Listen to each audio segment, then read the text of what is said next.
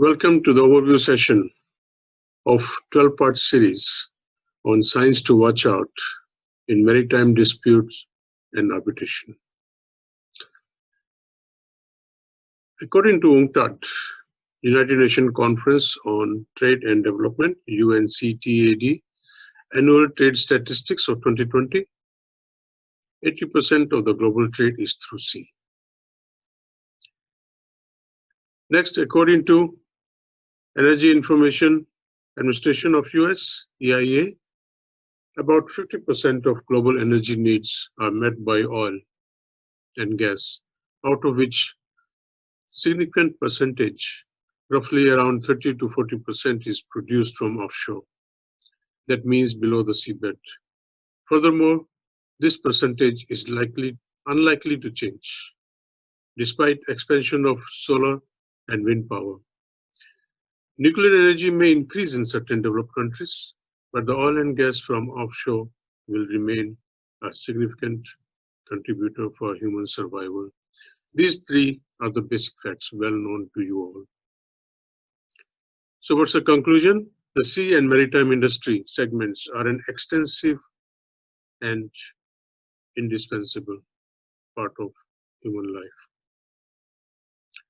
In fact, maritime is the only industrial segment that does not have a nationality, but a world of its own, which covers 2/3 of the planet Earth. Even though man may go on the moon like I am sitting, but sea will still remain until the day of the Armageddon. So these three fundamental facts may imply that it would be natural to have trade, commerce through sea for centuries to come. And that means when there is a trade, there are disputes of international nature and often multi-party of different countries of origin. Historically, London was the hub for maritime trade, so courts of England were by default the forum for resolution of maritime disputes. The world has progressed. Laws have evolved with a degree of uniformity through stewardship of IMO and ratification of international maritime conventions. This has brought the expansion of dispute resolution forums away from London in more cost-effective venues. With increasing cost and competition between venues of dispute resolution, it is of paramount importance that the parties should draft applicable law and dispute resolution clauses in their contracts and charter parties with due diligence. With that in mind,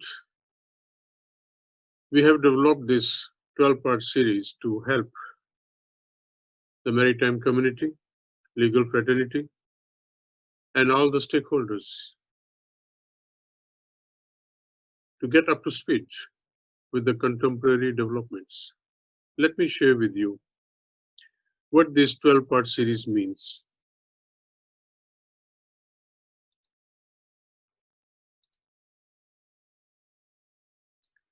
You will see,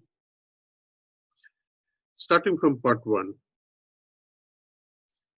12-part series discussions are developed to expose the pitfalls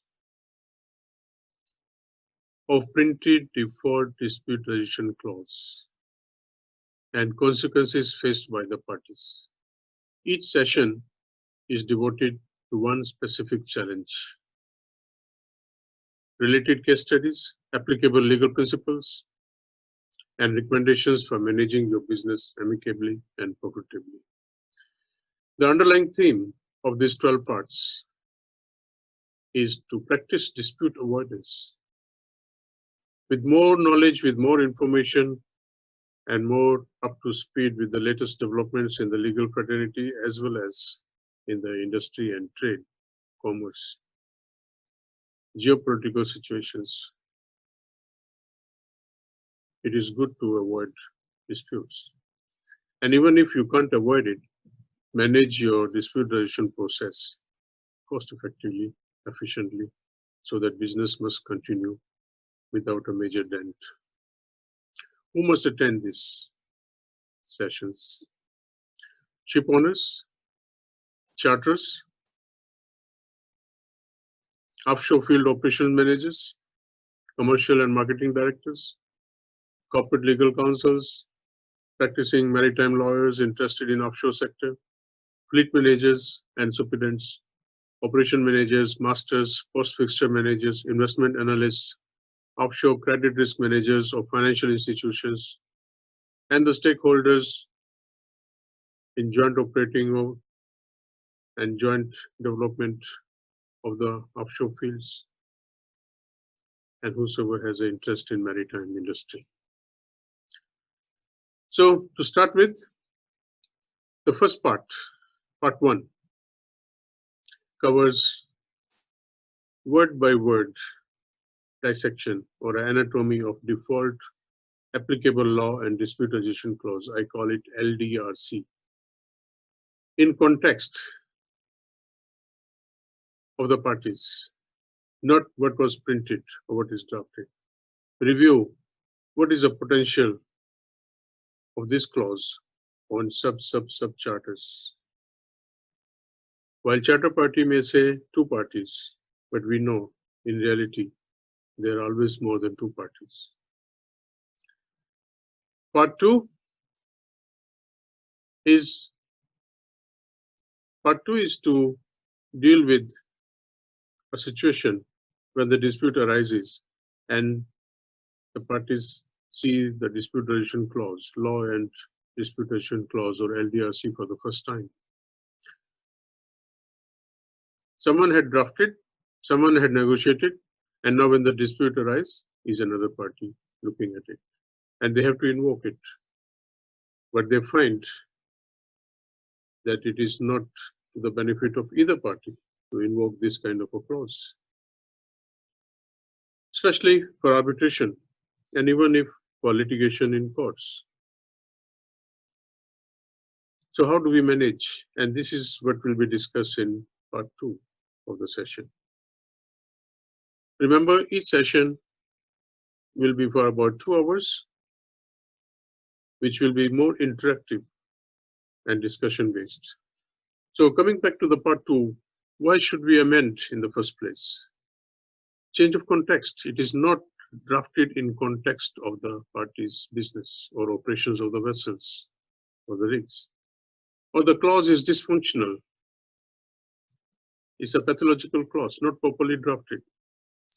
Another reason could be strategy for managing a non-cooperative party.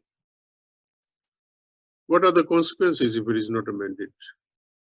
For a non-participation by a party, that's one of the possibility. There could be challenges, multiple challenges in different jurisdictions, or there could be parallel litigation in multiple courts. That doesn't help either party, but it increases the cost. What are the benefits of amending? Time and cost. Amend the clause first before you invoke it. Amend when there is still a communication channel between the parties. Find a one-stop solution and decide a choice of forum by consent if possible. So these are some of the key pointers which I highlight to you today in part 2 will be discussed. Coming to part 3. Now, we know that the whole discussion of this 12-part series is based on the theme of dispute avoidance. Disputes arise not at the end of the project, but the seeds are sown from the beginning.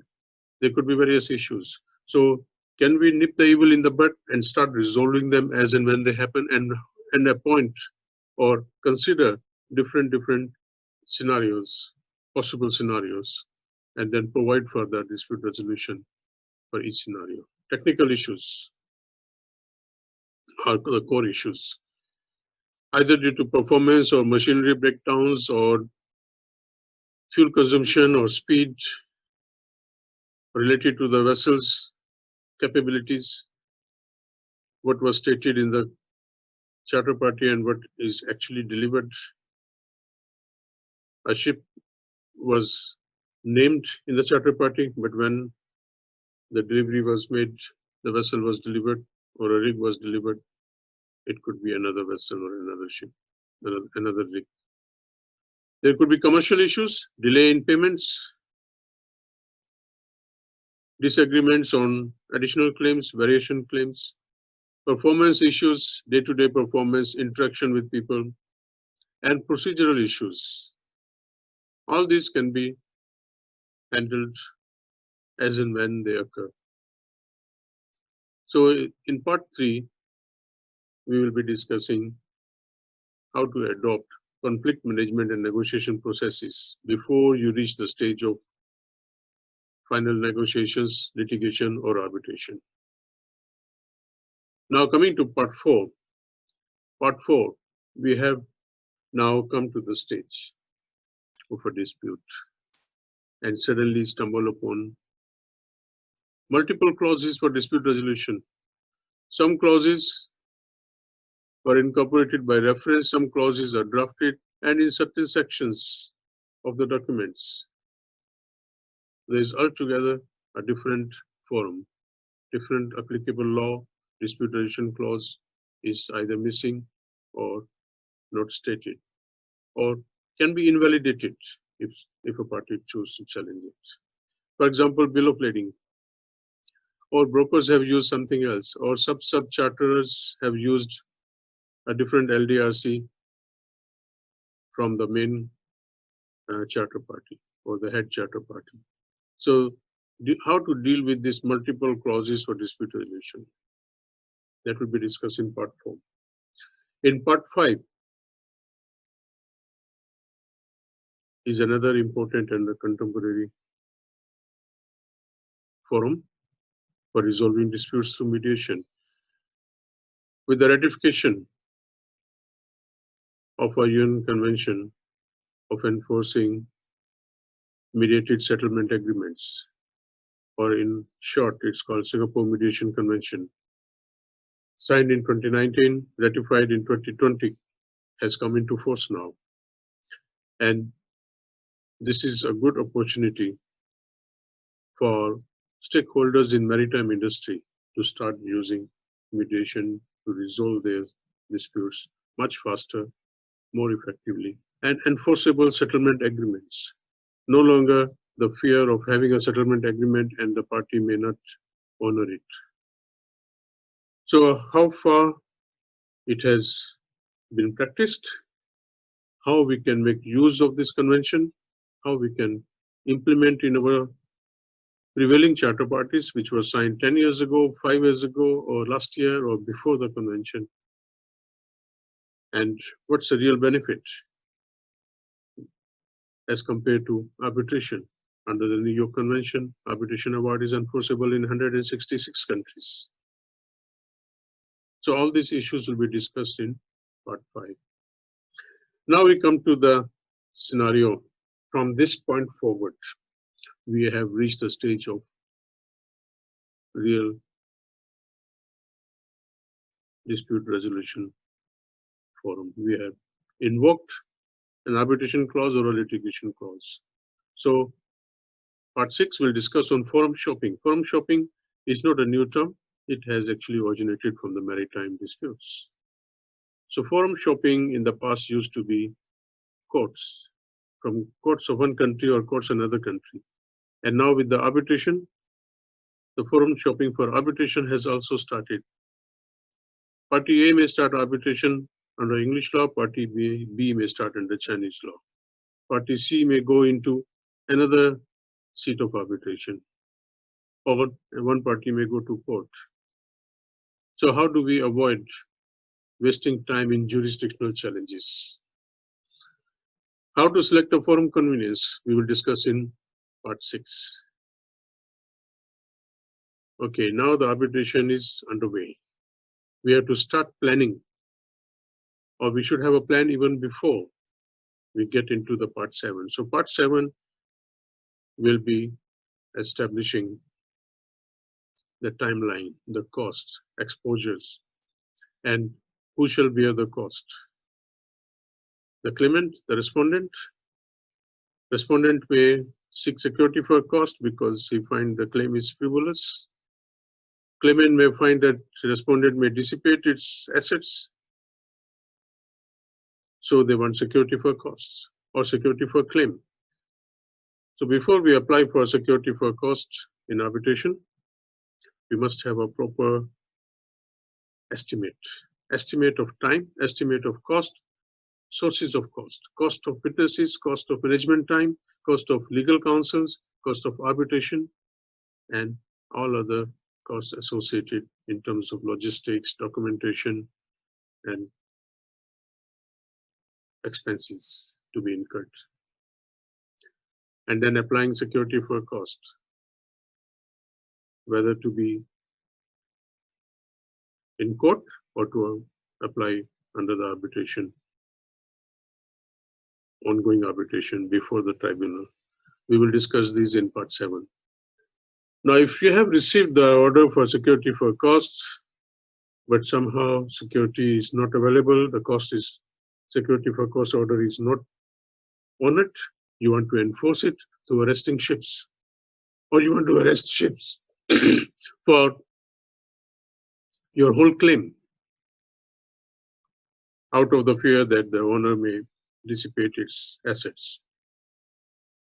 So under the Convention of Arresting of Ships, we will look into part 8, arresting ship for security. We will be discussing under this section.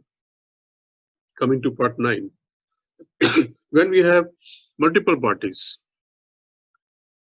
and the cause of action is common, though they have different interests, different stakes, should they start multiple arbitrations? Doesn't make sense. Increasing cost, and you do not know whether the outcome will be consistent or different outcomes. So they can be consolidated under one arbitration. We can discuss all these scenarios of multi-party disputes, consolidation, multi-issues under one form. And that will be under part 9. Now we come to part 10. In this part 10 we have initiated, but now we have a better idea of the cost and how do we control it. As a claimant or as a respondent, or both parties must sit down individually and work out their budget. They should plan a dispute resolution process like a project. Each project has milestones, has cost budgets, has deliverables at every milestone. Dispute resolution project is no different. So the parties must have a plan, an action plan, resources allocated, and budget allocated, and then watch out for the deliverables. You should also have plan B. You should also continue negotiating so that you can save time and cost if possible. These will be discussed under part 10. Which activity, whether to courts or arbitration or mediation or emergency arbitration or expedited arbitration, these concepts will be discussed in part 10. Do not miss this part. This is the most crucial part for the whole dispute resolution exercise, as well as this 12-part series. You may miss other parts. If you are already familiar, you're already expert, and you have prior experience in other parts which I have mentioned earlier, but do not miss this part. This part is the main killer, which has given arbitration a bad name, but actually it is controllable. It's called party autonomy. Party autonomy, if allowed to go on its own course, the cost can balloon, the time can be intolerable. Let's move on. Now, having learned all the nuggets of arbitration, dispute resolution, maritime scenario, different contexts, and then we now want to apply the lessons learned to our future business, our new projects, our new charter parties, new shipbuilding contracts or offshore uh, supply vessels or rigs charters or field development contracts. We must think of the context and draft a disputation clause wisely. So we will discuss in this part how to apply the lessons learned, not only from our own experience, but from others' experience and from latest case laws development. Okay, and finally we come to the part 12. You have won the arbitration award in your favor. How good it is, it will depend on how easily you can enforce. If you can't enforce, or the party has gone insolvent even before that, all your efforts have been wasted. Enforceability of International Arbitration Award is as important as commencement of arbitration, or for that matter, even litigation in courts. You can have a court judgment, but to enforce it, the party must have assets to pay.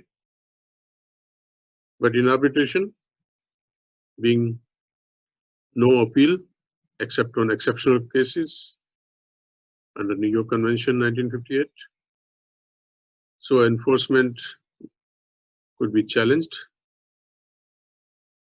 by the losing party. Enforcement can also be applied into multiple jurisdictions wherever the assets are, arresting ships, arresting assets, seizing other sources of the losing party, or even garnishee orders on the bank accounts, simultaneously or step by step until your full award is recovered. So we will discuss these scenarios under part 12, the final part. So in conclusion, there are 5 important notes for participation in these sessions. Please take note. Take out your pen and write down. These 12 sessions, each 2 hours plus, are extensively researched and from practitioners' perspective to assist the parties. This workshop should not be confused with virtual podcast or pre-recorded webcast. This is online, real time, and it will be led by me. I'll be sharing my experiences with you, and you will be sharing your challenges and your experiences. So by sharing of experiences, we learn faster. We learn from each other. Second part, you can submit your questions to be addressed during the online real-time sessions or ORT session without identifying yourself to other participants. Number 3, the access to ORT platform can be by any devices, laptop, mobile phones, or notepads with good internet connection from anywhere in the world. But I will recommend you to have your laptop and additional monitor and extension to extend your monitor, because I'll be sharing lots of documents. So you can do files on an extra monitor and follow it through with me. And you can also share your documents with me if you like. So it will be more of a discussion and interactive session. Number 4, the detailed instructions and study materials will be sent prior to the session with individual access code. So the earlier you come prepared, the better it will be. Number 5, participants are encouraged to be interactive during workshop session. It's not to listen and then forget. It will be more interaction. You can call it consultative sessions. So with that, remember to log in or to send your questions if you have any clarifications on the email address given here. Or you can register for all 12 parts by going to this website. The program is going to be finalized soon. but most likely it will be every Thursday of the month, beginning from 7 January 2021 at 3 p.m. Singapore time, Hong Kong time. And I hope I will see you. So remember,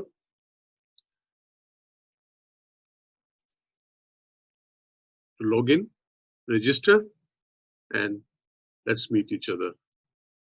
I'm looking forward to discussing with you, having a frank and open discussion. Thank you for attending this session and wish you all the best. God bless you.